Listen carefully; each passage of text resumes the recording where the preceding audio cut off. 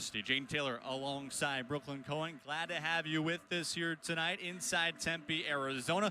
Monday night non-conference volleyball. These two teams had not matched up since 1990. J.J. Van Neal, head coach for Arizona State and head coach for GCU, Kendra Potts, couldn't believe it had been that long. Well, they're back to a big matchup here today. Absolutely. You mentioned only the distance 20 miles away, and yet these two teams have not matched up since the 90s, and to get a chance to see these teams match up now is incredible. ASU, you mentioned 13th in the nation, 18-2 record, 8-0 at home.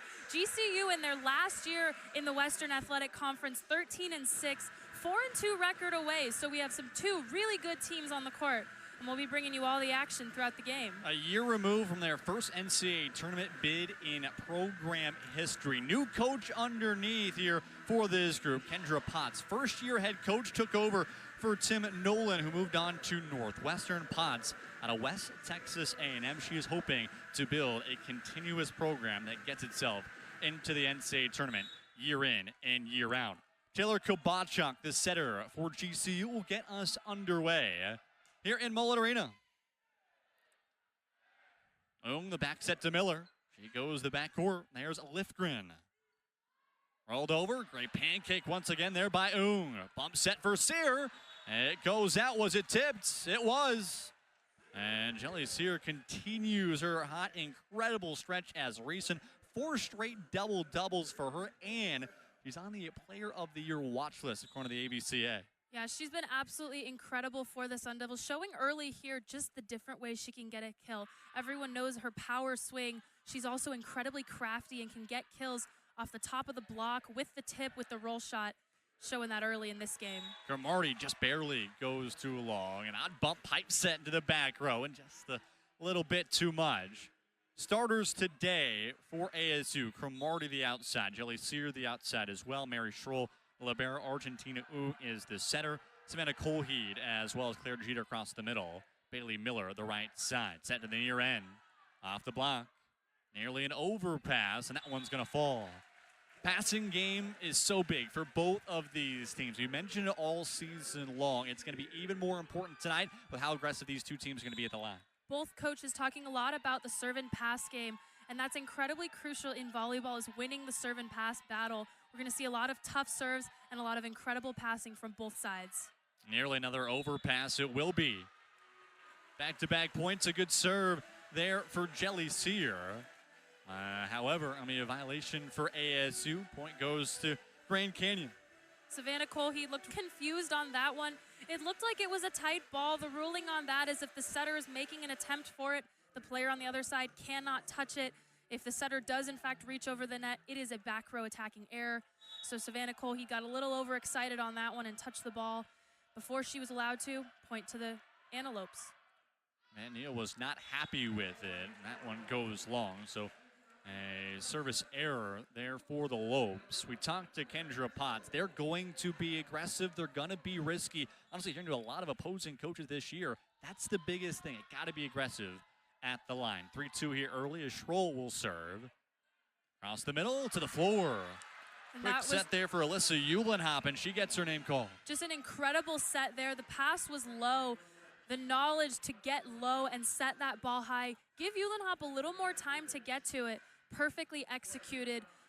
More of a 1.5 than a 1 tempo on that one, but it got the job done. 6th straight start for Eulenhop. She's come in for Aubrey Goudier, who is a second main middle blocker this season. She's been hurt with an ankle injury. Argentina working the right side. And this GCU team saw last year in that NCAA tournament matchup against Washington State. The biggest thing for Potts looking at her once again, the offensive presence that she brings. Works well on the right side and gets her opening kill. She'll go to the line. Arcets, there's once again. Cromartie, too long. A big swing there by Shania Cromartie. She has been in the mix and really has built a bigger role, but a couple of early errors. And those early errors could come back to haunt both teams, as it's crucial in a game like this to get out to an early lead and start off strong. Both teams know the strength of the other, and how crucial it is to build momentum as early as possible. Sun Devils rarely out of system. They are here. Cross court, just past the outstretched arm of Schroll. Tatum Parrott, who just recently passed 1,000 kills in her career this past Saturday. A junior from Greenway High School, just about 20 minutes north of here. Gets her first kill. Back to the line once again, Ashley Lithgren, 6-foot grad student out of Peoria. Quick set, Jeter is blocked, and that's down to the back row. GCU, one of the best teams in the country at the net, 10th in the nation in blocks per set. And we're going to see a lot more where that came from tonight. The sheer height of the GCU blockers outsizes ASU in comparison. ASU and JJ Vaniel talk a lot about how they are undersized as a team, so we'll be on the watch to see how they overcome the height of these blockers. A rare overpass for Mary Schroll, and Parrott just drops to the floor. And a quick 4-0 scoring run here for GCU. And it seems like it's been kind of a trend. The first 5-10 points have been slow for ASU, even though they've worked a 6-game win streak. Oh, quick set once again. There's Claire Jeter. 6th in the nation in hitting percentage. She is so efficient, and she continues to show why. And Jeter had been incredible for the Sun Devils. Started out the season with over 100 kills without recording an error, and now just absolutely tearing up opposing defenses. That set there, a quick one, she was able to find the hole. Sun Devils side out, Jillian Neal back to the line. Aggressive serve in the back row. Now force a free ball here for the Sun Devils. Jeter against blocks. Sear, cross court, and to the corner. And there's that power shot we were talking about. We mentioned earlier how Jelly Sear is able to get kills in so many different ways. She started out with a roll shot off the block. That one was all power from Sear on the outside. Now only a one-on-one matchup there, so no two blockers across the middle. As Jillian Neal, 4 aces just this past Saturday. That one will roll down. Timing play there for Tatum Parrott, and she snatches her third. And Parrott just being incredible on the court, incredibly mobile, getting to the ball, getting her feet under it, and getting a good swing on it, seeing the results on the court early here. Kenna Nelson, grad student, also went to Greenway High School. The libero will serve. Ooh, once again, the quick set. That time, Nelson is there. Free ball for the Sun Devils. Sear once again down the line. And I'll say it just barely went out. And that one is one of those high-risk, high-reward swings for Sear. If that lands in, it's almost undefendable. Unfortunately for her, a little too much power on it sends it just out of bounds. 4 separate attacking errors for a group that hit 400 just a couple of nights ago. There's an ace in the back corner right on the line for McKenna Nelson. An uncharacteristic error from the Sun Devil passing core. Typically, you'll see them following that ball out of bounds. Called it a little too early in the air and watched it drop at the end line. Another 3-0 scoring run here for GCU. Sun Devils got a side out. Miller tools the blocking down. Right when they need it, they get it. And a couple changes we'll see here. Savannah Colheed will rotate in. Mary Schroll is out. Claire Jeter as well. Jillian Neal will also rotate out. Jania Cromartie. And now to the line, Stella Zadiska. A junior from Omaha, Nebraska. He served really well against Colorado. And unable to continue the point here. Right across the middle, just forced over by Trista Strasser. Bit of a hesitation there from Ung. She read it perfectly, was camped underneath it, but waited just a smidge too long before going for it and had no chance of getting that ball up once it had dropped. Strasser, a conference-leading 98 blocks this season. 11 of them have been solo. She's been quick in that middle spot.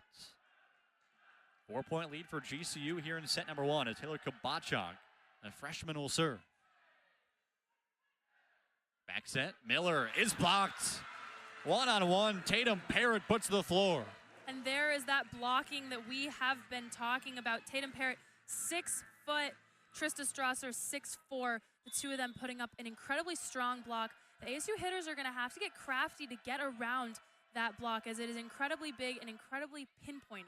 Just barely long there for Kabachak. Again, we talked to Kendra Potts. They're going to be okay with those service errors. They can let those go. Biggest thing, they got to get ASU out of the system. One of the best teams in the country and staying that way.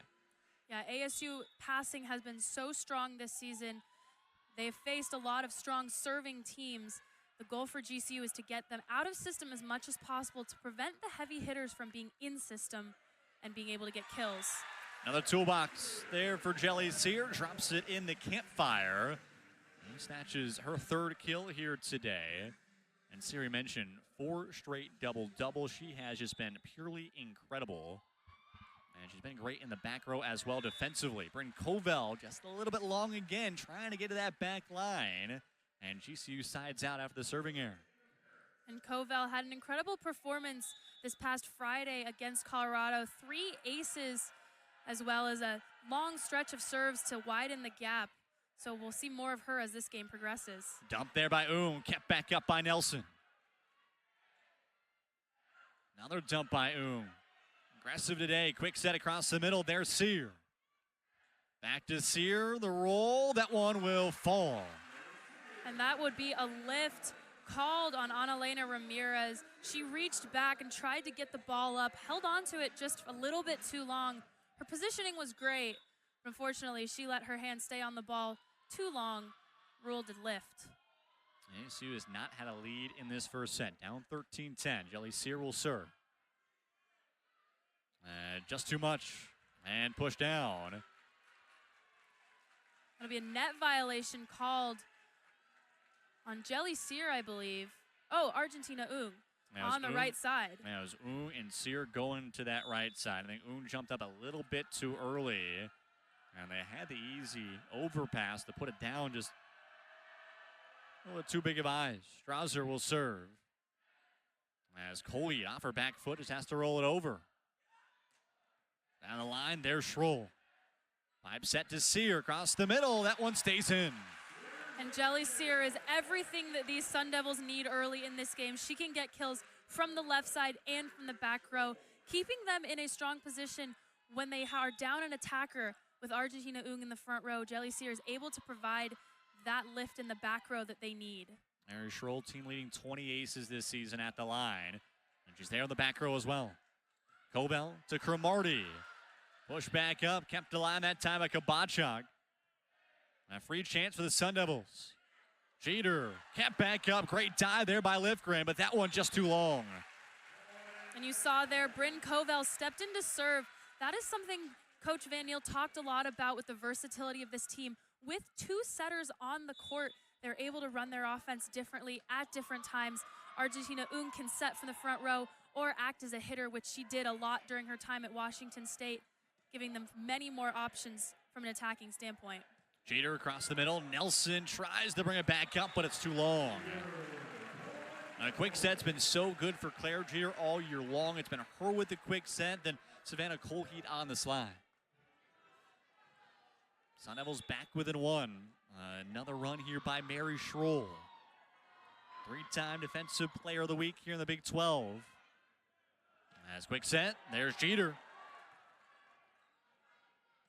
Lefgren rolls it over. Covell, near side Cromartie, into the corner. Off her back foot too, perfectly placed. And Shania Cromartie, an undersized outside hitter, standing only at 5'8". She gets so high off the ground and has such a powerful swing. It's no wonder that JJ Van Niel puts so much faith in her while she's on the court. 4-0 run, make it a 5-0 run for Mary Schroll, ace number 21 this season. And there will be a timeout on the floor. What a start between these two squads. ASU on a 5-0 run finally takes back the lead. And how do you really look at this first set thus far? First, I think credit to both teams for playing with the runs from their team, keeping up the momentum. And I think for ASU, it has been playing out of system volleyball incredibly well. Out of system where the pass is not perfect. It is not a perfect pass, set, hit. We're getting high balls from the outsides or the libero, and ASU has just been playing really well in those scenarios in order to keep their game alive. So with a quick timeout, we get a chance to introduce the third member of our crew, our sidelining us today, in Casey McNulty. Casey? Yeah, guys, as you've mentioned, Arizona State and Grand Canyon have not played against each other since 1990, where the Lopes lost to the Devils in 3 sets. But this year might be different. GCU head coach Kendra Potts told her players, before this game that this is a match where you want to take some risks. And if it doesn't go your way, still be proud of yourself for taking the risk. Now, the Devils do run a really fast offense that the Lopes aren't particularly used to. So these risks might be necessary for a Lopes win. Guys, back to you. And we talked to Kendra earlier, just her process going here to GCU, taking over a program that is at its highest since going to Division I. She's had experience building programs and putting together a championship level program. Back-to-back years, West Texas A&M, where she was at before here with the Lopes in the national championship game, the national champions in 2022. And they felt out here, gotta work free, gotta work loose, and just be able to take as many risks as possible to go against just such quick offense and a really good serving team in ASU. Schroll a 5-0 run. She just had her lone ace today. She might have back-to-back. Nelson brings it back. Now a free ball here for the Sun Devils. Covell to dump over, brought back up Nelson. Cromartie tools the block. Another one-on-one matchup, a great set from Argentine And stepping in there after Covell is forced to take the first ball. Again, just shows how versatile the two setters are on the court and their ability to step in whenever needed, especially in non-perfect scenarios.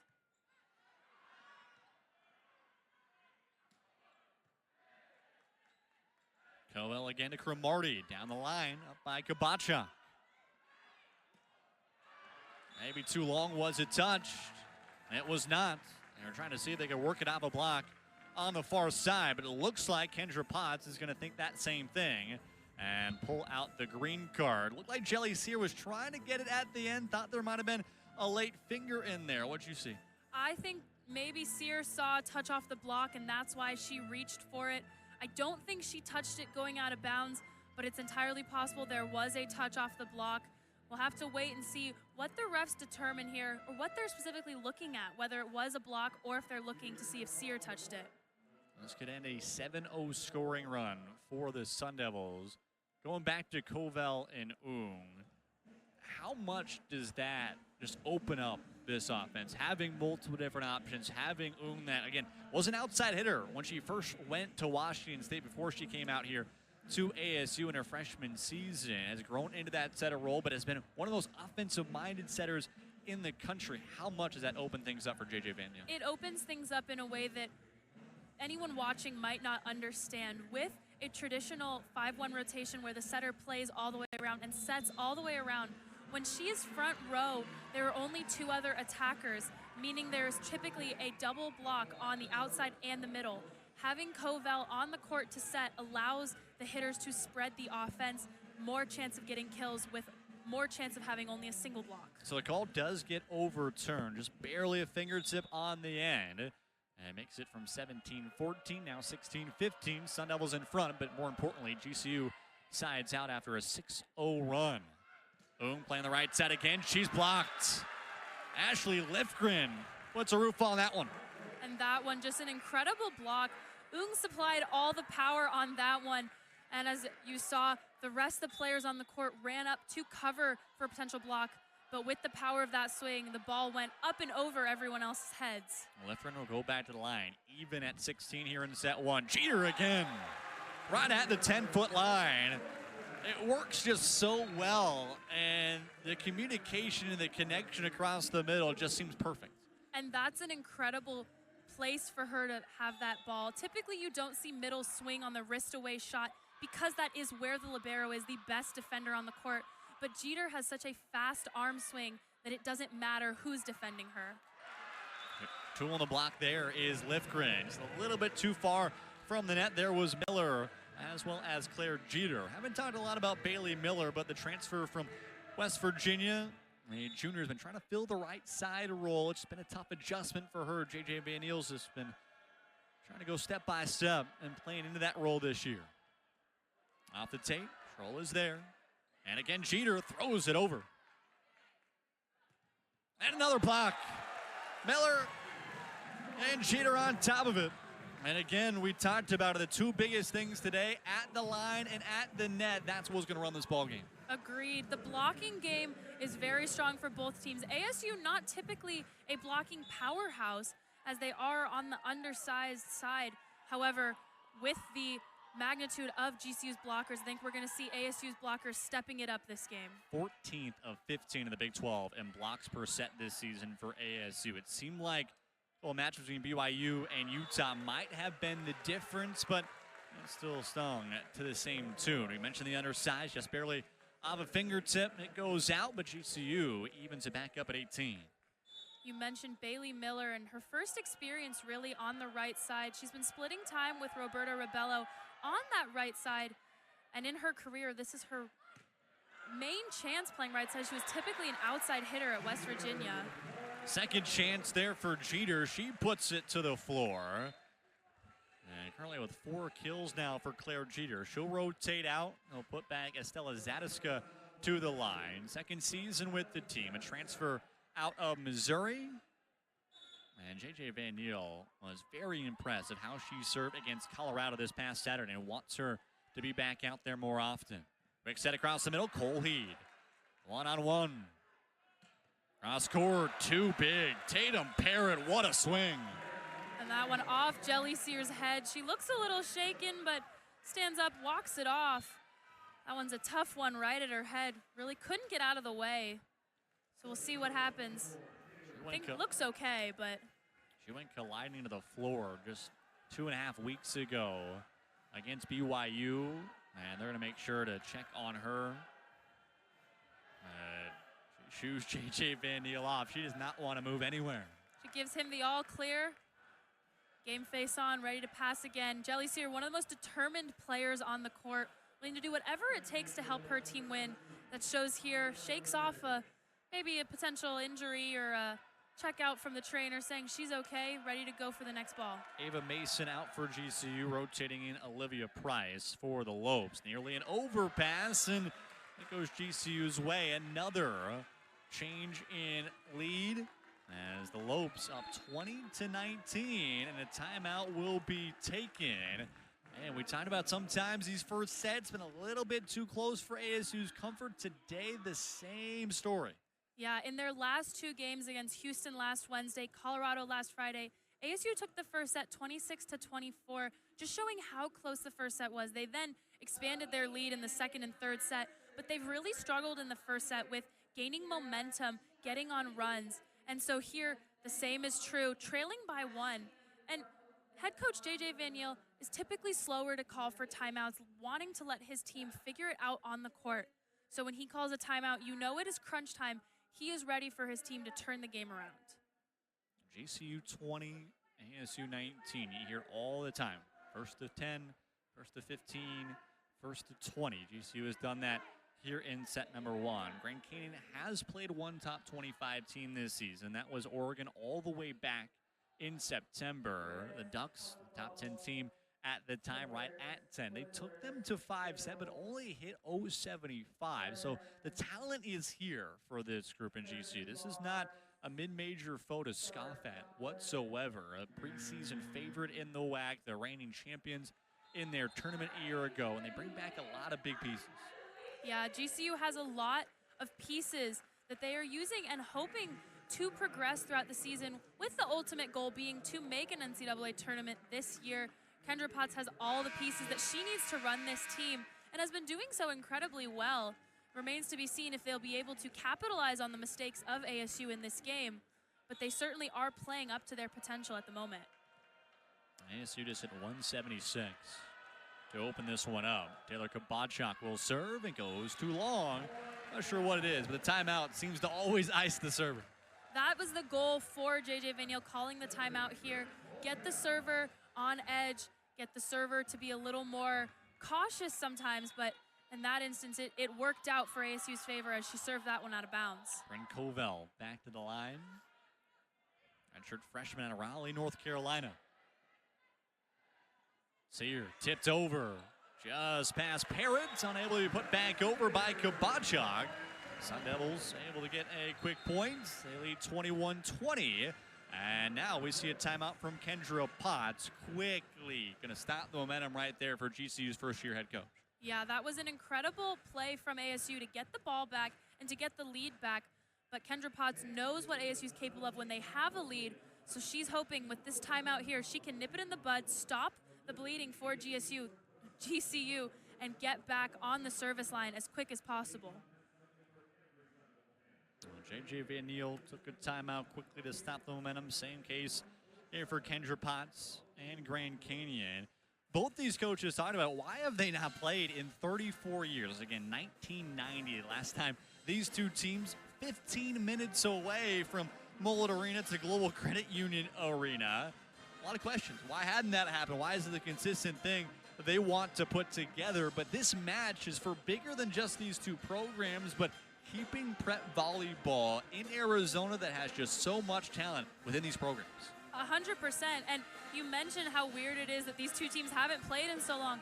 The beach volleyball team recently matched up. Obviously, ASU's beach volleyball coach, Kristen Rohr, formerly coached at GCU, so that was one of the reasons why they met up this past season. But for the indoor teams, it's putting a spotlight on volleyball in the Valley here in Arizona. Volleyball, typically a big sport in states like California, Texas, Florida, but hoping with the matchup here between GCU and ASU to bring volleyball to a bigger stage here in Arizona. Covell back to the line. 21-20, Sun Devils here in set one. And Covell, how about an ace? Right where you needed it. She had three. And just a Swiss Army knife type of day against Colorado. And the Sun Devils, a little more momentum. In that game against Colorado, Covell had also 6 digs plus her 3 aces. So she was all over the court as well, picked up a number of assists and was able to put together a all-around performance to help the Sun Devils win. Quick sent across the middle. Colheed able to slow it down. She'll work to her on the slide, but not able to get it past the tape. Big change we didn't mention there. Bella Anderson rotated in for Ashley Lifgren. They'll switch now, trying to get some more depth and some more consistency in their receiving. Yeah, hoping to give a new look for the offense, a new look for the defense for GCU. Just some fresh legs maybe on the court in a tight game like this one. What a long run there for Sear, but Cromartie can't help her out. An ace for Tatum Parrott, and it's even once again at 22. And that is how GCU wanted to get back into this game, to tie it back up at 22 by playing good volleyball, having strong serving, and they did that just there. First ace of the day for the Lopes, and matches up with a service error. And we talk about the risks, but in this close of a matchup, those are really going to hurt. Yeah, serving is one of the first things any volleyball player learns. It is the only skill in volleyball that is it is a individual skill. So for the players to be serving out of bounds or in the net in this close of a matchup is not what they want. Cromartie put to the floor. Sun Devils set point number 1 coming up, and Piper Rama doing the worm again. Timeout GCU. Finally some life. Finally, I think a little bit of the lack of tenseness just opening up a little bit late in this first set. And the bench core for ASU has always been incredibly involved. One of the big things that the players on the court talk about is how involved those girls are on the bench. Piper Rama doing the worm, front walkovers, a move that they say is releasing the dogs. So many different things that the bench does to remain involved and to keep the energy up on the court. And we're starting to see that here as ASU has pulled to a 2-point lead, have set point. That bench getting really excited here in this first set. The depth has just been something that J.J. Van Niel has needed this year, right? Last year you had Marta Levinska that could run the floor, that was just so physical, was one of the best players in the country and All-American. This season, we mentioned the undersize, right? You had to have more options all around defensively at the line. But when talking to J.J. Van Niel, again, 2 different seasons that are very similar. Both 18-2 starts last year and this year the same case. Very similar records, very similar looks to these two teams. The one thing that has been the most consistent, how how well they've been at the line and how much they have worked of being one of the best teams in the country at being at the line. That's how they get these physical teams in GCU that have that size out of system. And a lot of credit goes to the setters here. ASU with last year, Shannon Shields, four-year setter at ASU, one of the best setters in the conference this year. Argentina Ung, one of the best setters in the conference last year, now one of the best setters in the conference this year. And the setting has been incredibly strong and allows ASU to run their offense very well. That one dumped down right at the 10-foot line on Elena Ramirez, the junior out of El Paso, Texas. Sides out, and GCU back within a point. Once again to the line, Trissa Strasser, and a senior from Kyle, Texas. She went to Missouri to start off her career, worked with Estella Zadiska here for ASU. And they've been the big middle blocker for this group. Set point number 2 for the Sun Devils. Ung with the dump, and set 1 goes ASU's way. And that is how you close out a set. Argentina Ung knew that she had options for the hitter. She had her outside hitter and her middle available, but the most efficient way to get the kill there was by herself, and she did it just there, sending that one over quickly, able to get the dump, pick up the kill, and switch sides. Sun Devils, the first set across this 6-game win streak has not been pretty, but they've taken care of business thus far. 25-23 in set number 1. We'll take a break here on ESPN Plus. Once we come back, second set action here in Tempe, Arizona.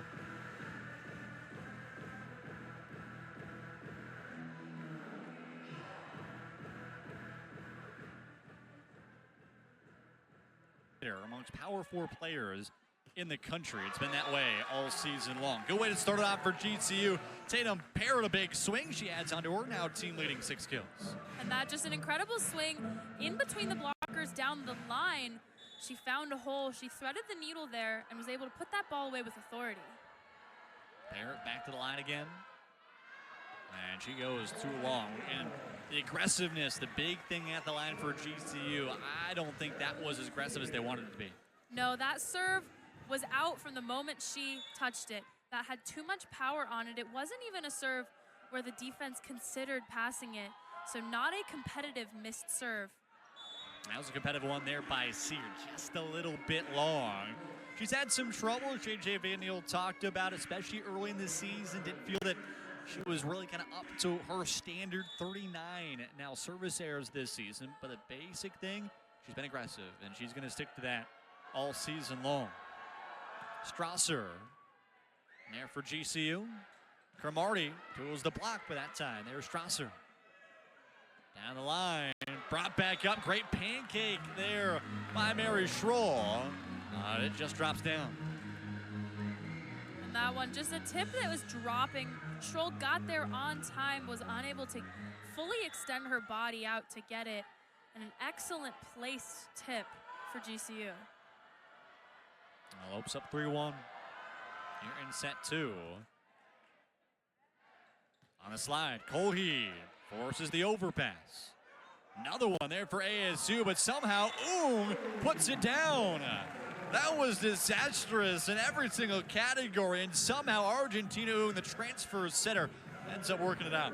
And that just shows her court awareness to turn around and get up and block on that one. A little miscue from Covell with the overpass, but Ung, an incredible player, very strong volleyball IQ, able to send that one back over. Chance here for the Lopes. Sent to the near side, cross court. Schroll tries to pull it out her right hand. And that one falls. Big, big swing. But even more importantly, they take away Mary Schroll from being at the line. A 6-0 run in that first set. They side out and up by 2.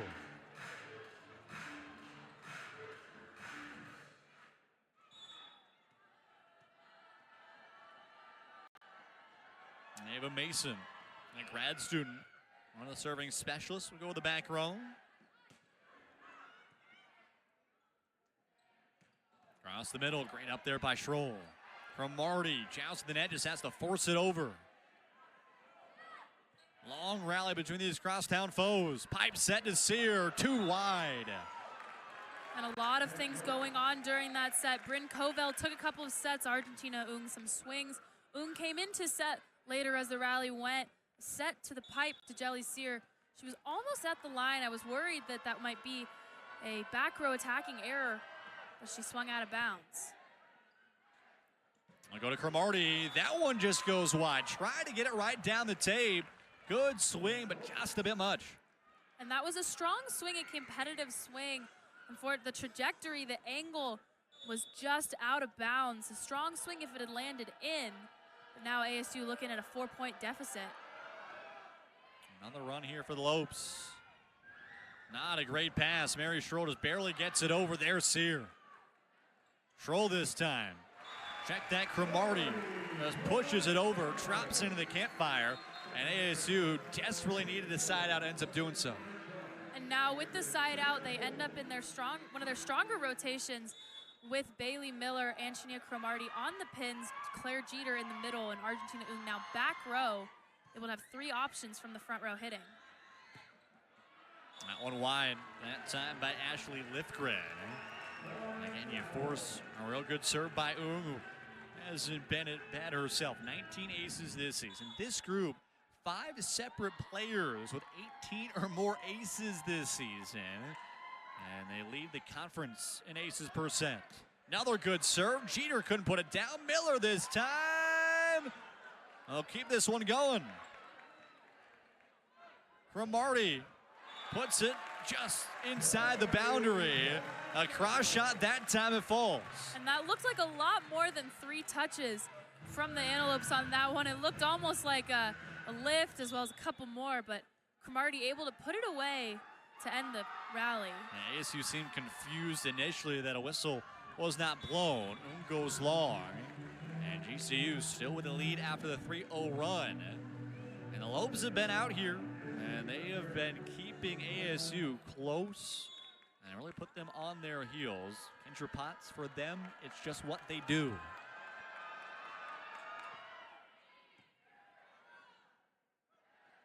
Miller. That one falls. Nelson thought about it. Miscommunication there by Lifgren. Yeah, Nelson looked up, thought it was going over her head out of bounds. Watched it drop in the court. You can see a little disappointment from her initially of having not gone for it. But that decision was the wrong one for her, and she knew it. Serving specialist again, Jillian Neal at the line. Tied a career high 4 aces on Saturday against the Colorado Buffaloes. Forces an overpass. Sear can't take advantage of it. Never mind, she will.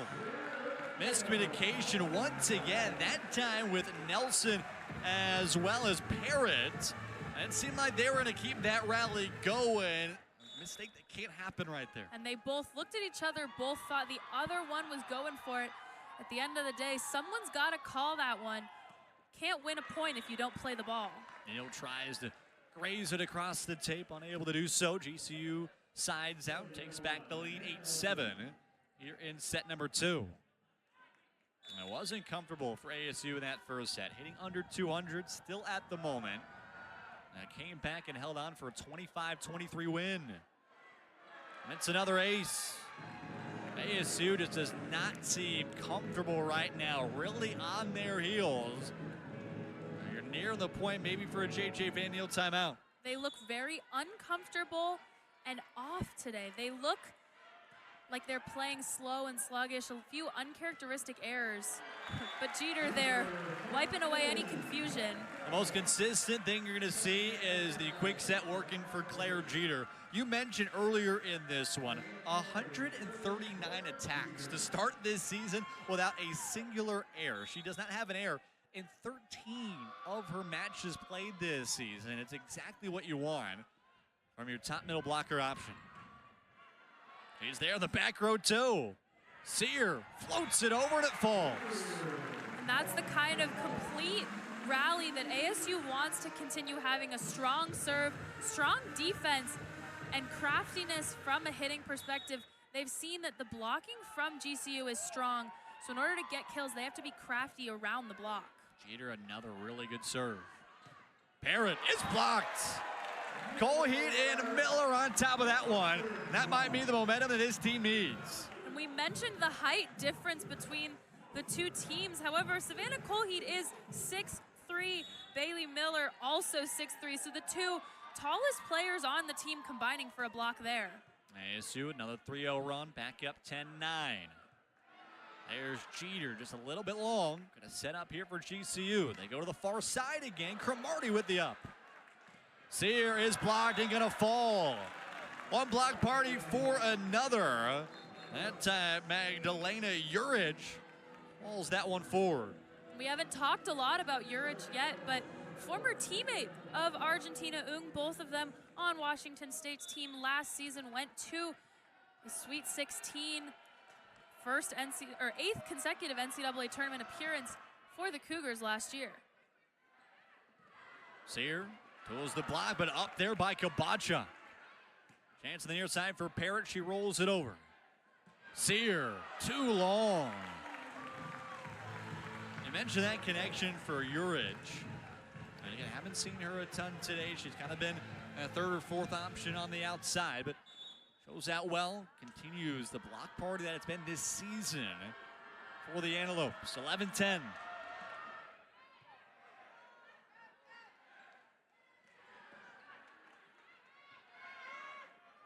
Parrott off the tape, but just wide. And she was trying to go for the cut shot there. Had an opening on that far side near the 10-foot line, just didn't execute. She looked like she dropped her thumb a little too much. The trajectory was too low. And as a result of the ball rolling along the tape, pushed it out of bounds. Jelly Sear right there to pick that one up, had it stayed in bounds. But with the additional elbow drop and wrist drop, that ball goes out of bounds. Across the middle, there's Cromartie. Now Sear. Another set of miscommunication. That time Parrott couldn't find it connected there with Kabachak. And Sear gets it a fall, her 8th kill today. She's also had 4 separate digs. Not been as efficient though as she was in that first set. Sentinels back to the lead behind Covell at the line. Overhead dig, and just forces it over.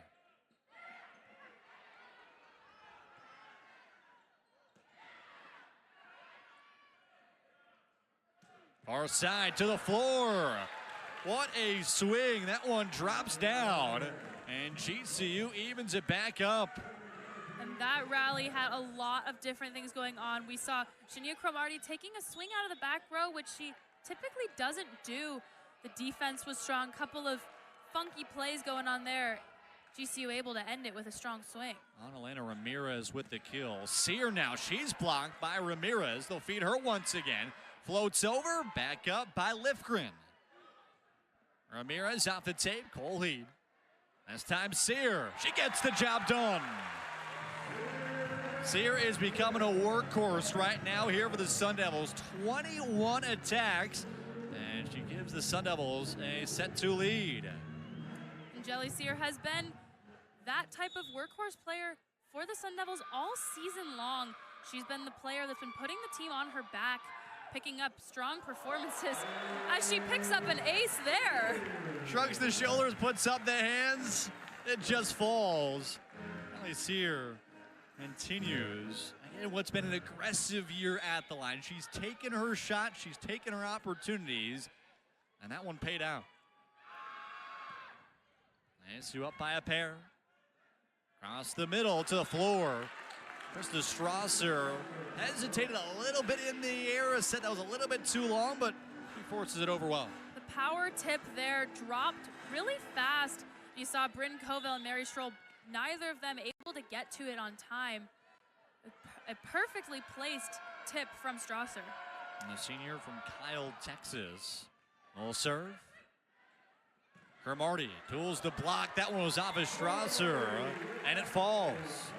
ASU sides out quickly, and that will force a media timeout. Set 2 here on ESPN Plus. Sun Devils and Lobes still close, still a battle. 34 years in the making. It's been a fun start. We're right back here at Mullet Arena.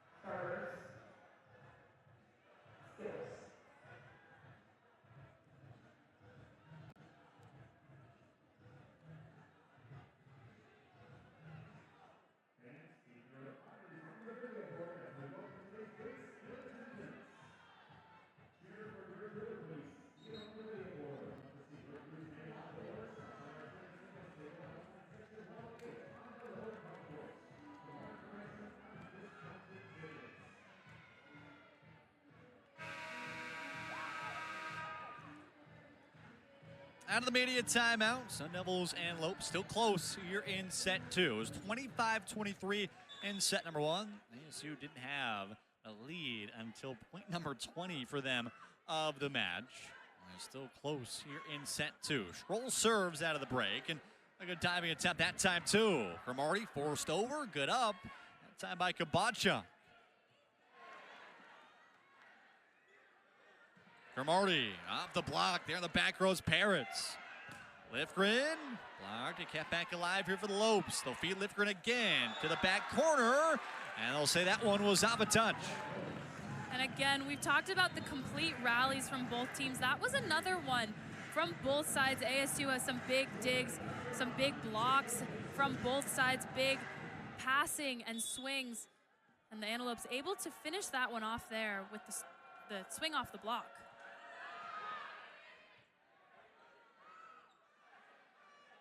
Cromartie this time is blocked, but she tools it and finds its way just wide. And Shermina Cromartie, we talked about her development. Another transfer, started off her career at Mississippi State, but this season, he's second on the team in kills, and he's really taken a workload that has been needed. Was a DS for a little bit last year, really worked around whatever role she could play in for this group.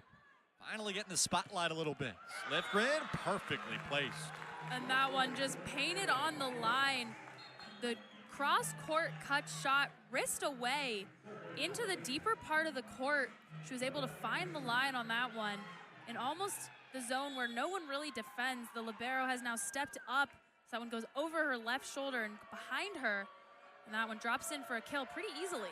He gets a couple shoves, and oh, congrats by her bench. As again, another side out. Bailey Miller drops it down. And again, you're talking about so many sides out. It's a numbers game, right? How can you get out of long runs? How can you get out of bad rotations? It hasn't really seemed like either team has been fixated thus far in any spot. Jillian Neal back to the line again. San Diego, California. Quick sets. Ooh, one-handed Schroll a long run. And this rally's going to keep on going, one never defensively. And that one falls. Para miscommunication, a little too long of a set. The Sun Devils catching a break on that one after the long hustle for Mary Schroll to send that one over on the free ball. And again, catching a break with the miscommunication from Parrott. And ASU back to the service line again. Ava Mason was the setter there. A little bit too long. As Neal, great dig in the back row. This time Miller tools the block and down. That one, she found Parrott's left arm, left forearm specifically. Parrott pulling off of the net. She hadn't fully sealed over the net with both hands pressed over. And Miller took advantage of that, hitting the outer corner of her left forearm for the tool. 19-15. Kendra Potts will take a timeout. So will we. Sun Devils a 3-0 scoring run, looking to extend here in set 2.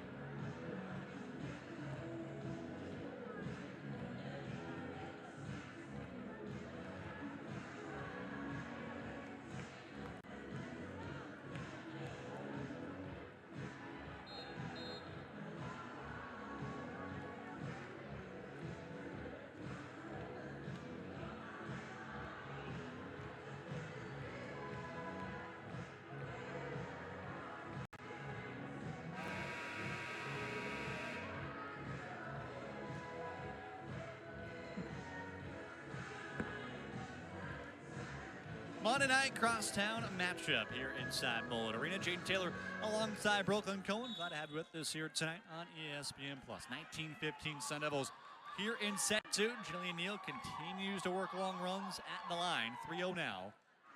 Out of the timeout, make it 4, make another ace for the sophomore. And she has been outstanding for the Sun Devils from the service line. Van Niel talks about how she plays cool, calm, and collected, not looking at the score.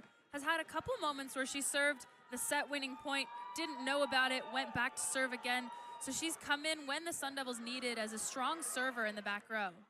Parrott, there's Schroll. What an unbelievable overhand dig.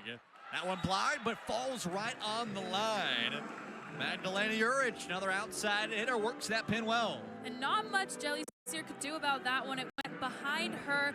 That's the place where the defense isn't usually covering, as it's a more weak shot off the block. And unfortunately for the Sun Devils there, no one to pick that one up. In the back set to Miller, she's blocked. Strasser puts a roof on that ball. Parrott was there as well. And what a switch. Good time for a timeout for J.J. Van Niel. Again, the block, such a big thing for GCU, and they don't want to see any more of it. And the 6th block for GCU this game. They have been incredible from that blocking perspective. These tall blockers and the ability to just penetrate over the net on every ball, get touches off of it. And it's been evident in this game so far. 20-17 here in set 2. And it's been close. These teams have not seen each other in so long and are trying to see what they can put together. And ASU only hitting 183 right now. Neither of these teams have been efficient today. What's got to be the difference in these final couple points, these final couple of sets to stay in system more? It has to come from the digs. The digs have been good, but we've also had a lot of digs that are going away from the setter, forcing her to move on forcing both setters to move around, unable to really get set. And I think the key moving forward is for the defense to put up strong digs and allow the offense to run as strongly as it can. J.J. Van Niel takes his first time out here in set number 2. And once again, big block there by Trista Strasser. More on her, Casey McNulty. Yeah, guys, Trista Strasser has been a leader for the Lopes on the court. She's been directing her teammates where to go and offering reassurance even when they don't win the point. Head coach Kendra Potts says that Strasser is just a girl that wants to own the net and wants to be a part of every play, whether she's getting set or whether she's blocking, and she's going to find a way to keep herself involved. Guys, back to you. Some more pressure there by GCU. Good block initially. ASU keeps it back up, and well, it's Jelly Sear. Yeah, Jelly Sear again. We've talked a lot about her this game and what she's been able to do, and she just continues it there with another great swing. 9 kills for her. Continue, it's been a solid year. Across the middle, Strasser gets her name called once again. GCU not going down without a fight. They side out once again. And there's that mentality that we've mentioned from Kendra Potts and her team, this relentless mentality of getting the ball back every point, stopping the runs, staying on offense as much as possible. Well, back to the line, Taylor Kabachak. Mentioned the freshman from Kerrville, Texas. Actually was going to go to West Texas A&M and followed her coach in Kendra Potts. Bailey Miller gets her name called, rolls it out the tape, and gets it a fall. Sun Devils 3 points away from taking a commanding 2-0 set lead. Bailey Miller there with her 5th kill of the night has been very important for the Sun Devils in getting points from the right side. ASU is a very left side hitter heavy team, and so she's able to stretch the offense out, get kills on the right, and allow the offense for the middles and the left sides to open up a little bit more. Potts takes her second and final timeout after that kill from Bailey Miller. I mean, we talk about the similarities and differences from a season ago. I mean, very hot starts, very good wins, more ranked wins this year at this point than they had last year. This is actually the point a year ago when they took down top 5 Oregon and had that big win that put them on the national landscape. Big thing in that match, though, it was all Marta Levinsky. How dominant they were out of the right side last year. This season's been entirely different. How do you think they've been able to still have that success without the dominant right side? Well, the first thing that comes to mind is the setter switch. Obviously, last year it was Marta Levinska and Shannon Shields, and we talked a lot about during the season the two of them and their connection. With the new setter this year, it allowed new connections to be formed. Argentina Ung and Jelly Sear have talked about their connection a lot, and that is something that ASU has been incredibly reliant upon, is their connection.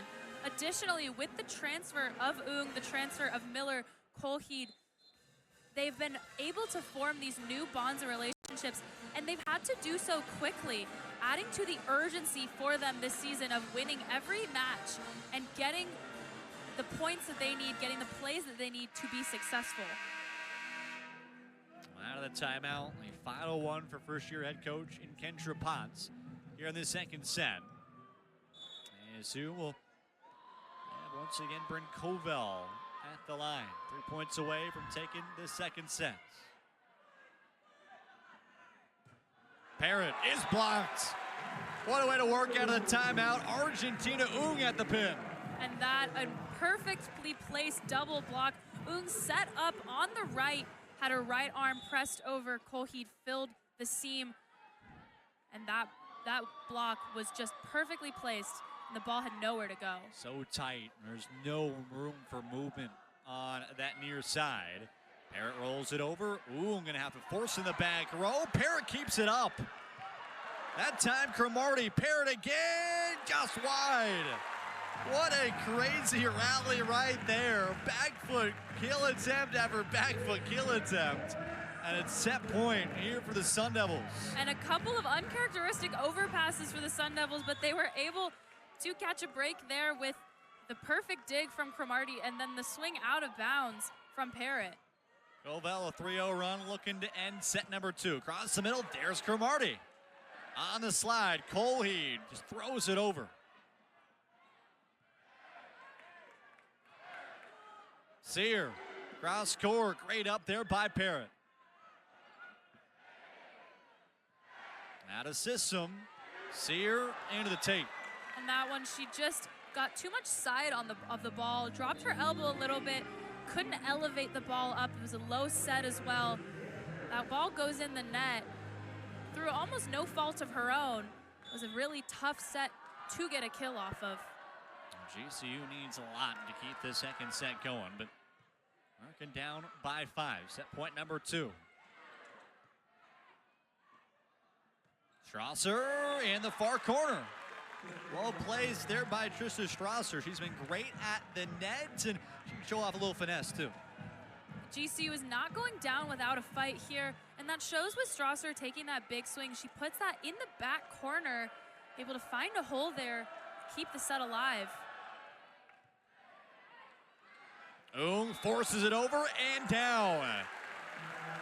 Getting her more offensive-minded was a big thing for J.J. Van Neal this season. Doing it all for the Sun Devils. They go up 2 sets, 2-0. It's been a fun start of this crosstown clash here in Tempe, Arizona. Quick break, and we'll be back for set 3 action. ASU looking for another sweep.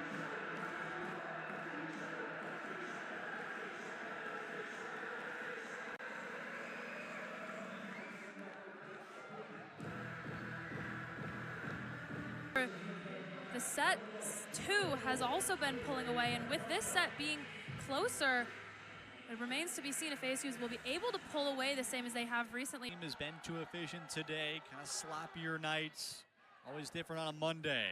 As Jeter started off, forces it over.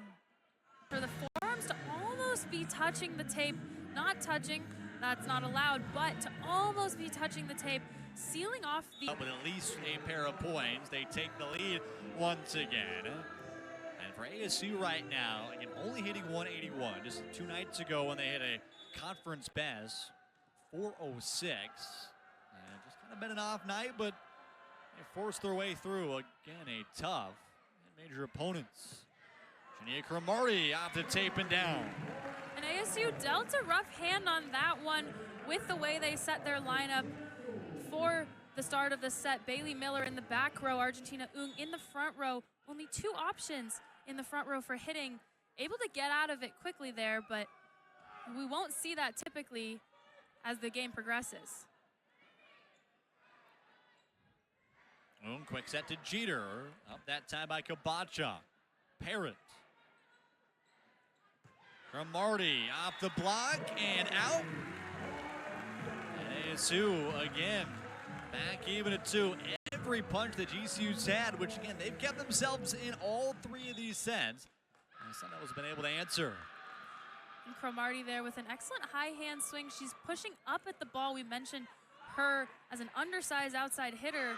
So any of her swings, she's not getting as much on top of the ball as back of the ball, able to push it and get the fingertips there. Strasser on the slide. Well set up there right down the line. And GCU size out. They're back up by 1. Tatum Parrott again will serve. Preseason WAC Player of the Year. Miller off the tape, and looks like there was a lift. There was. Another ball that just dribbles over the net, and the instinct is to put a flat hand out to try and get that ball in the air. The difference there is an open palm is a lift, but if the fist is closed, it's not a lift. So that's just one of those little things that's kind of change throughout the game, and players start to figure out, but on plays like that, there's not much you can do. Jalen Neal goes wide. That's tough. A trio of 3-0 runs for her at the lines. The Sun Devils can't take advantage of her being in that rotation. GCU takes the lead back. They're bringing Ellie Fry for the first time today out of Fort Wayne, Indiana, the sophomore. And did not play against Tarleton State on Saturday, but was great just a week ago. Hit .348 with 11 kills against Southern Utah. Miller just long. And JJ Vigneault picking up that challenge card pretty quickly, or at least moving towards it, waiting for confirmation from his players. And he thought about it. He had it in his hand, and it was Claire Jeter who walked over there, kind of shook her hand a little bit. Not needed in that moment. And it works out anyway. And again, talk about that trust, right? I think JJ and assistant coach Leslie Anderson, Presley Anderson, those two have been really pushing, right, to kind of have that connection and want to pull out the green card when they can, but they trust their players based upon their reaction. And a lot of times when Van Neal's trying to make a decision, he'll look to players like Claire Jeter and Jelly Sear to see what their take on it is, as they're the ones on the court, and he trusts what they see on the court over what he is seeing in most cases. Ashley Lifgren, huge swing right there. Tied for the team lead, 7 kills here today. She's just had 1 singular error. The GCU's had different options. And Parrott, Lifgren primarily. Strasser's been incredible across the middle. Colheed, that time, puts her to the floor. And that, a front attack for Savannah Colheed. A lot of times we'll see her running sets behind the setter, especially on the slide. But changing things up today with the taller left side blockers for GCU. We see her getting that kill in front of the setter for one of her first kill of the game. Covell serves as Lifgren blocked, kept up as that one falls. Top spin there for Urich and no change for Cromartie. And yeah, that one just dropping in front of Cromartie before she was able to get to it. The subtle difference of a tip and a roll shot look the same off the hitter's hand, but make a huge difference for the defense. The roll shot drops much faster as it did just there. Bella Anderson, one of 6 different Arizona natives, will serve. Sophomore setter will force a dump on the other end for Argentina Ung. 4th kill of the day for Ung, and again, just so tough to match up when you got a setter like that can do it all. Argentina Ung incredibly strong from the front row for the Sun Devils. She's able to hit, she's able to dig, she's able to dump. In addition to her excellent setting, she's everything the Sun Devils have needed and wanted this season. Off the block and down there for Parrott. Our 8th kill today, although it's been in 23 attacks, sitting under 100 right now. Going back to Ung, again, the transfer from Washington State, there was kind of a slew of offensive-minded setters last year in the Pac-12. Tuniga comes to mind at USC. Also, Saw lots of Shannon Shields as well. And how about a big offensive night for Savannah Colheat? Her second kill, but the slide works out again. And there's that slide that we talk about. The connection between Ung and Colheat on the slide is incredibly strong. Hasn't worked out much this game, but that one, Colheat able to break through and slam that one down with authority. Cheater in, Colheat out. Big set across the middle, and Strasser answers. Trista Strasser, big swing across the middle. And again, getting those one-on-one matchups right, how that can lay together. Colheat had the one-on-one on the outside. That time, Jeter getting up late. And that is exactly what GCU wants. They want for the blockers to be forced to go one-on-one, not marking any hitter out at any given time. Another rare overpass for Mary Schroll, and Tatum Parrott makes that easy. Mary Schroll's just been having a little trouble controlling some of those harder swings and maybe having a bit of an off night here. Only 10 digs so far. Jeter, Nelson is there by the overpass. Ooh, will swing. She puts her to the floor. And Argentina Ung unleashing that cannon of an arm that she has, showing how versatile and how important she is to this team. Ung's been efficient. I mean, she's hitting over 300 this season as a setter. Again, we've seen her at the right side spot too, but and to have that extra piece in her game is incredible. Great serve by her as well. And it's a free ball for ASU. Back set to Miller. Time up by Ramirez.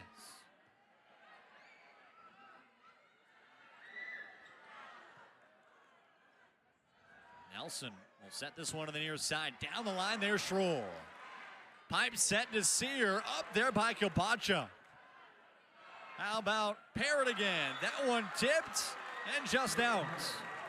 And again, another complete rally. We've seen a lot of those, showing just how evenly matched these two teams are. And of course, the score shows it. These two teams are very strong in what they do. Their rallies are full of excellent digs, great swings, blocks, touches. And that one just went GCU's way in the end. So for the third straight set, GCU has taken a lead at their own 10-point mark. 11-8 right now as they serve Strasser. There's Down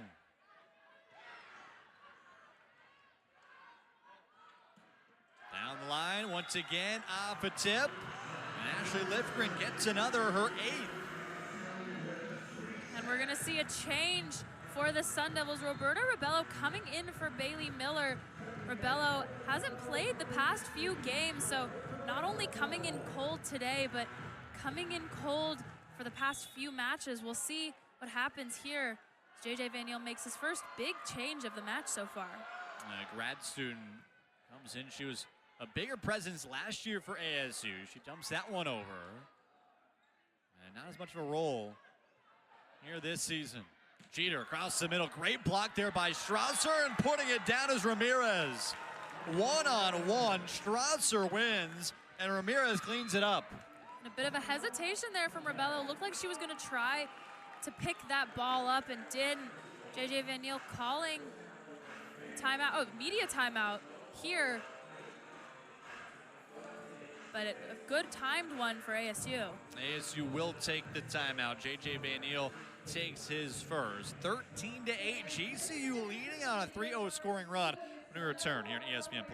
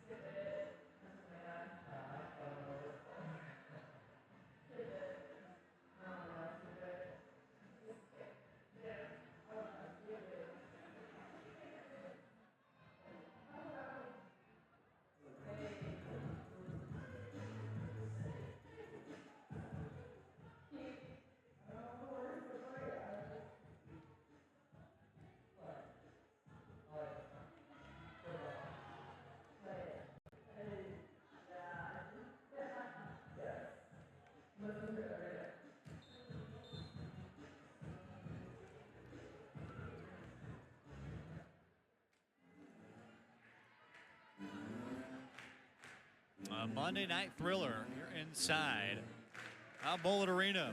Not been easy for ASU, 13th ranked in the country, and trying to vie to be a host in the NCAA tournament. It's been them, Kansas, Utah, TCU, all up in a jumble. And top here in the Big 12. They need a win here tonight. Jeter forces it over out of the timeout. And Strasser puts it away. Man, she has just been incredible today. 7 kills, and then on to a couple of blocks as well.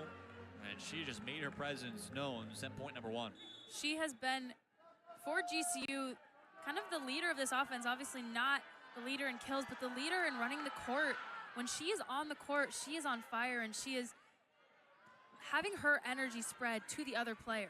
ASU again out of system. As, with the dig. Rebello off the tape and down. Strasser nearly had enough of that one with Ramirez. And it just forced its way out. And that one, the left arm of Strasser was pulled off the net a little bit. Looked like she was getting ready to peel off to take her approach after. And Rebello was able to squeak that one in off her arm. ASU needing a run. Down 14-8 initially. That was the longest deficit for them today. Here by Jillian Neal.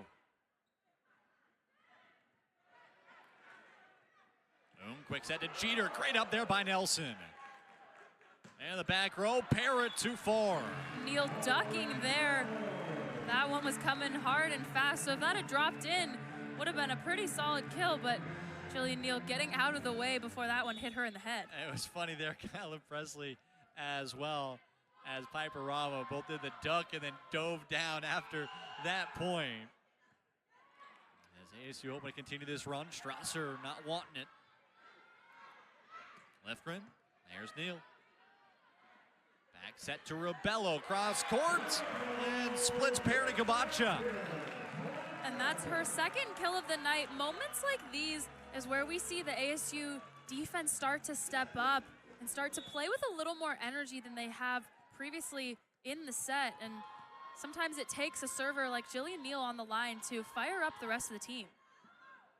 That's what you want in this moment, trying to creep your way back in this third set. Sear just past the outstretched arms of Tatum Parrott. Exactly what you need right now, a 4-0 run. And that'll force a Kendra Potts timeout. You asked for it, you got it. One of the best servers in the Big 12 right now. She's 6th in the conference in aces per set. And you don't see her a ton, but when you do, she's efficient. She has been, for the Sun Devils, the person that comes in and gets them long runs from the service line. She did it on Friday against Colorado. Bryn Covell did it as well. Covell having a bit more of a big role with the defense and setting, but Jillian Neal has been the serving specialist in every sense of the term for ASU this season. Sun Devils creeping their way back. It was 14-8 and 4 straight points behind Jillian Neal. Exactly what you needed right now. Again, tough times on a Monday night to try to get up. Both these teams trying to build some energy. And for more on that, Casey McNulty. While ASU may be ahead of GCU in sets, the teams are matching each other on the bench when it comes to energy. The GCU energy could be seen after that last point, and the bench does a siren cheer every time the Devils serve, and they continue to bring the energy even when they don't win a point. The Devils are continuing to do their typical cheers for aces and kills, led by freshman Piper Rama. Guys, back to you. Thank you, Casey. Casey McNulty, our third member of our crew. And ASU again trying to build that energy right. And seeing Piper Rama, just the freshman, doing everything she can. She's kind of gone viral a couple of times with some fun photos. Seen the worm a lot this year, but it's all about getting that energy and getting that connection back for this team. Rama, one of 4 freshmen on the ASU roster, none of them getting much playing time, but they are all important from a cheering perspective and in practice, providing strong hitting and digging. Usually a timeout that might ice Jillian Neal. She is playing too hot right now. 5-0 run with her at the line right now. And the Sun Devils, after deep into a hole, all the way back within 1. Jillian Neal just keeping collected and relaxed at the service line. And that time she goes just a bit long, so maybe hyping her up a little bit too much, but it's exactly what you need, exactly what you set up to do out there. You bring your team right back in it. And GCU able to side out, but not as comfortable as it once was.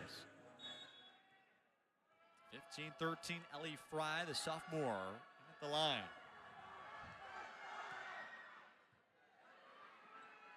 Out of system here for the Sun Devils. Rebello will roll it over. Our side, Lifgren, and they'll say it was off a touch. And that just a micro touch off the block.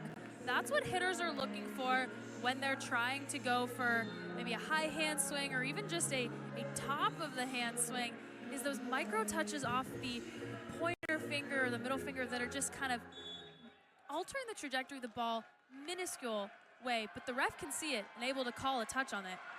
Neal out, Chania Cromartie in, they go straight after her. Kelly Sear down the line, great up by Kabachuk, a diving play as well by Ramirez. Sun Devils a chance, Rebello rolls it over. And Rebello coming into this match cold, like we mentioned, has been able to put a fire under ASU. She already has 3 kills and has just been everything they need from a front row hitting perspective. Stella Zadiska will now go back to the line. Didn't see her much in the second set, saw her a lot in the first set at the line. And trusting her as a really solid server. Ramirez, there's Zadiska. Back row for Cromartie, that one falls. And that, a set from Jelly Sear, which we don't typically see. She waved off Argentina Ung and took that ball with her hands. Perfect set, leading Cromartie on so she could jump forward. And they was able to get on top of that one and get the kill. ASU back within 1. Not a cut shot there on that serve. It's blocked. Lifgren rolls over, perfectly plays. Everybody was working on the far side. Really good looks. The finesse drops it down. And that's an interesting play because she used both hands on it. Just be careful not to double or get called on a throw. And she perfectly walked that fine line there with that one. Zadiska will rotate out. So will Claire Jeter as Mary Schroll will rotate in. Ava Mason serves. Back set, Rebello is blocked. Ashley Lifgren again, the grad student pulls through. And there again is that block that we have been talking about. The strength of the Lopes block is what is keeping them in this game and keeping them ahead right now. 7 today, and that was huge for Kendra Potts. Not only the blocks, but again, just getting touches, right? Being able to slow this ASU offense down, which they've been able to do for the most part today. And it's allowed their back row to be a little more comfortable, have a little more time to set things up. And see how they can fare the rest of the way. Arizona State looking for another comeback here in set 3. As Brent Colwell serves. Lifgren, cross court there, Schroll. The back row, Parrott. On the slide, Colheeds blocked, kept back up there by Covell. Sear, blocked again. Coley just sends it over, free ball for the Lopes. Lifgren again, she's blocked and down. Colheed and Ung on top of that ball. Want to show off your block? This team not too bad either. Colheed, one of the strongest blockers that this team has, leads ASU in blocks, but also incredible at filling the seam, filling those holes, showing off there with her height, and able to get the kill on that one with the amazing overpass swing. Too easy. Savannah Colheed and knows what it means to be in one of those physical matchups you can be in the country. It was at Indiana for her undergrad. It does not get easy in terms of the physical play that is had in the Big Ten. She's brought that here to the Sun Devils. And after tying it up, Brent Covell, again, you brought yourself back, stayed aggressive, but unable to get over the tape. We talked about Savannah Colheed and her game blocking and hitting. She became the 14th Hoosier to record 300 career blocks. She finished 10th in Indiana history with 359. She also had 637 kills at a hitting percentage of .305, so she truly did it all in Indiana. Another slide, that ball gonna fall.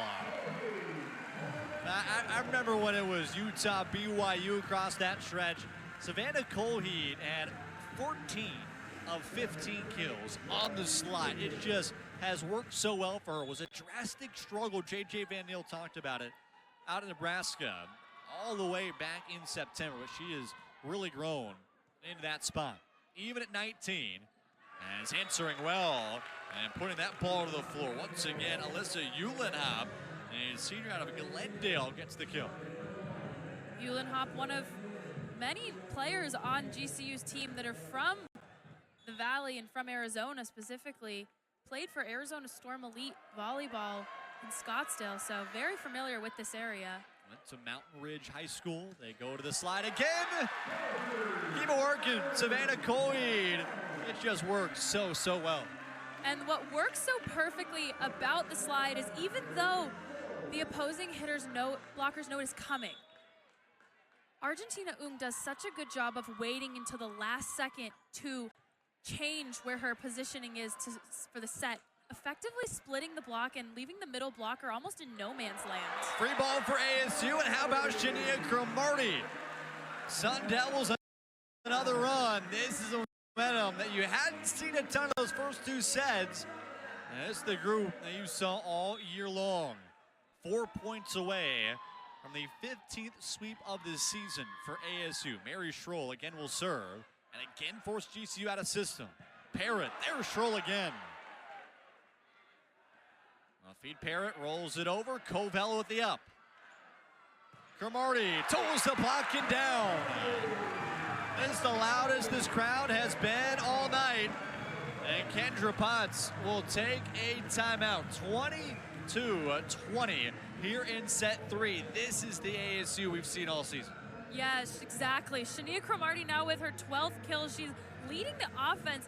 Kind of lost in the shuffle of that set. Jelly Sear now has 11 kills and 12 digs, her 5th consecutive double-double. But the momentum has been a huge switch for ASU. GCU had it for most of the set following those big kills from Savannah Colheed and Shania Cromartie. The momentum is back on ASU's side. The fans are now back in it. And that is what is going to propel ASU as they try to finish this one out in the third set. 7 different attackers with kills tonight. You go all the way down to Roberta Rebello, who's had 3. Argentina Ung has had 5 herself. Again, JJ Van Niel really pushed for this group. Again, it's tough. You get this deep into the season, you might be lagging a little bit, just trying to get the energy every single night to go back out there. And again, they're not expecting it to be a perfect night for everybody. You don't have your best day at work every single time you go out there. There's different players that are able to step up and all do the collective effort to be able to get a win. And that's one of the biggest differences for this team from last year's team. Last year, Marta Levinska ran the show. She was the hitter in the front row and the back row that they were going to on most opportunities. Now you mentioned 7 different players that have recorded at least 3 kills. The offense is truly spread out with multiple different hitters able to be the ringleader on any given night. Tonight, it's Shania Cromartie and Jelly Sear picking up the double-digit kills. Schroll back to the line, a 3-0 run for her. Trying to end this one off. An ASU sweep. Parrott falls down. And a great roll shot just past the outstretched arm of Cromartie.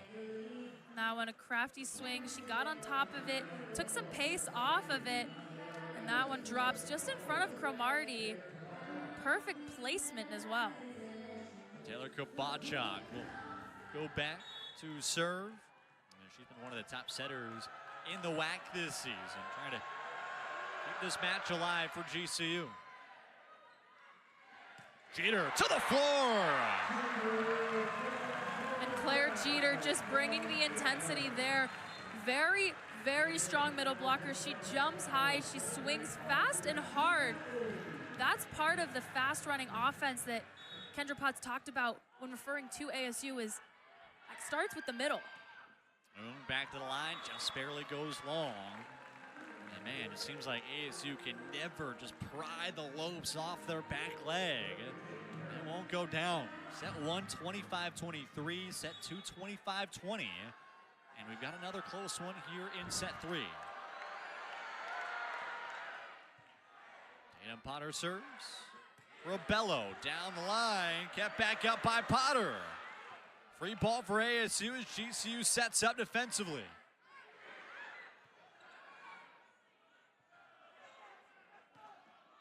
That one falls. And Tatum Parrott with a couple of big plays there, diving to get the ball up, a big serve to start out. Now this game is tied at 23. As a reminder, it's win by 2, but if it's tied at 24, it's still win by 2. So we'll see what happens in this next play. Another nail biter here in set 3. Ooh, goes to Cromartie, huge swing. She has been on fire today, her 13th kill. She has been everything the Sun Devils needed, especially when they were floundering a little bit, when they were falling behind on points. She's had those big swings to keep them involved. So good of a night for Shania Cromartie. Match point number 1 for ASU, looking for their first win. A big matchup against GCU. Far side, brought back up by Nelson. Quick set across the middle, Schrusser pushes it over. Neal got faked out a little bit, trying to go to the near end. And not gonna stay to 25 points here in this third set. And you just saw Cromartie rotate out, she comes back in. Here for Jillian Neal. And she's hitting 400 here tonight. And it's best for ASU. Best on the other end, Trista Strasser. Not a single error tonight. Quick set to Jeter once again. And that one just behind the 10-foot line. Claire Jeter showing her power and placement there. Now she steps back to serve for the match. One of the strongest middle blockers from the service line in the conference. Sun Devils looking for their 15th sweep of this season. Another match point and a great dig there by Jeter. Sear rolls it over. Again there, Jeter with a great up. Sear another chance off the block. There's Nelson. It's again a great rally. It keeps moving. Boom to Sear down the line.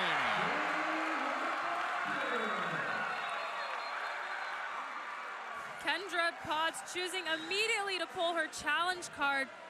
Wondering what the call is going to be, as it looked pretty cut and dry on that last swing. The crowd booing her for that challenge, but it remains to be seen what exactly the challenge is for. Anticlimactic way to possibly end this one, but Kendra Potts doesn't want to be done quite yet. He pulls out the green card. They'll take a look at this one. Again, seemed pretty clear cut. Jelly Sear right down the line, was just past the outstretched arms of Kabachak. What could be the look here? Maybe a net violation earlier in the play, potentially a back row attacking error, although I don't think we had any back row attacks there. Even a under the line in the middle error, but I'm not entirely sure. ASU seems confident. Piper Rama once again having fun in the circle. And ASU, it stays their way. A 26-24 set 3 win. Their 15th sweep of this season. It would tie the second most in a single season in program history. The most a year ago. They had 20 last year. And JJ Van Niel has put this group in the national spotlight. And it's been because of confident and dominant wins this season. This group hasn't even been to a 5-setter this year. And they hope to not make it the case here tonight. And they've been incredibly strong in keeping the momentum on their side, even when they're falling behind a few points. Had a little bit of trouble with that today, but we're able to bring it back when it was needed with big kills, big swings, and the girls on the bench keeping the energy up the entire match. It was a long conversation at the scorer's table, trying to make sure that everything is in line. And at the moment, ASU has completed another sweep. Jelly Sear would be her 12th kill of the day. Another double-double. You mentioned her 5th. And Looks again, like we'll get our call. We get a decision here.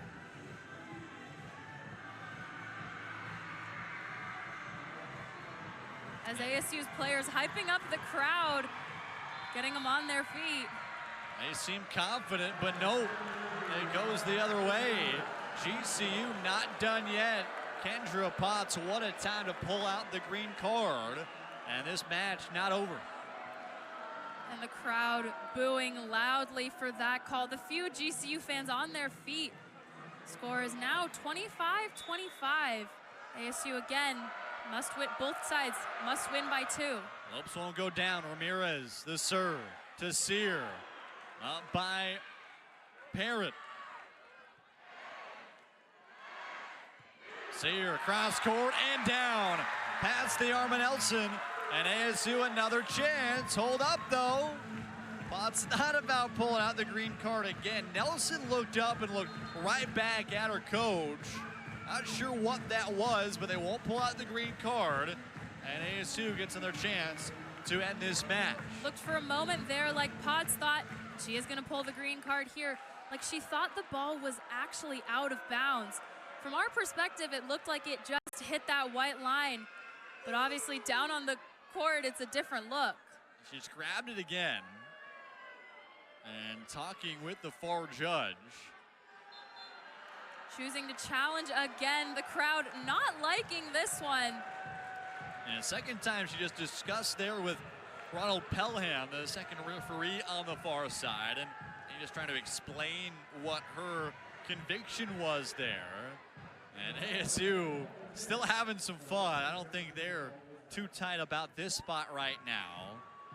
Argentina Oong will come and talk to the near side. That's Dina Hoskin, the first referee, just trying to clarify what's the layout here. Again, I think last time it seemed like ASU had it pretty clear cut. This one, I don't think it's any difference. This one would be an incredibly hard one to overturn if it is on the line. Any part of the ball touches the line, even if it is the tiniest of parts, it is called in. And so it has to be conclusive evidence that the ball was out in order to overturn this one. Another just tense ending to this one. And the girls on the sideline, laying on the floor, hands on their, or heads on their hands, kicking their legs. They look excited as it is ruled that that ball was in fact inbounds. Bryn Covell back to serve for the match. Another chance for ASU to finally lock this one down.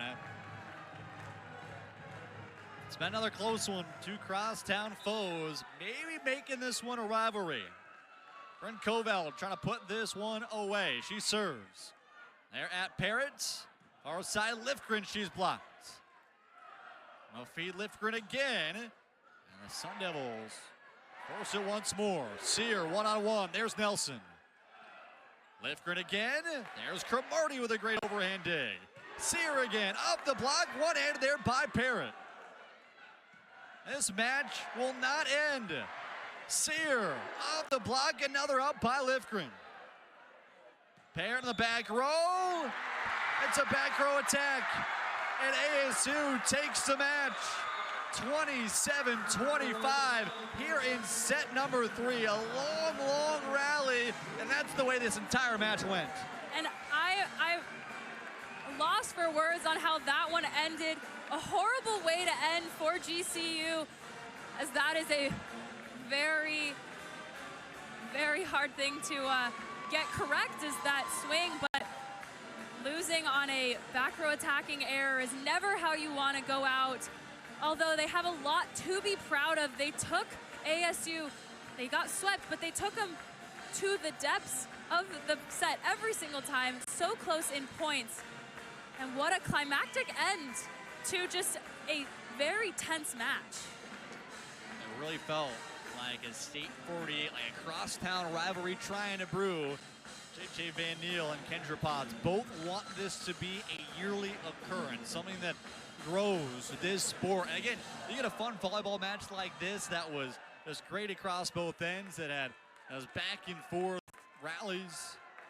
It's something to showcase what volleyball can be here in the Valley. ASU 25-23 set 1, 25-20 set 2, 27.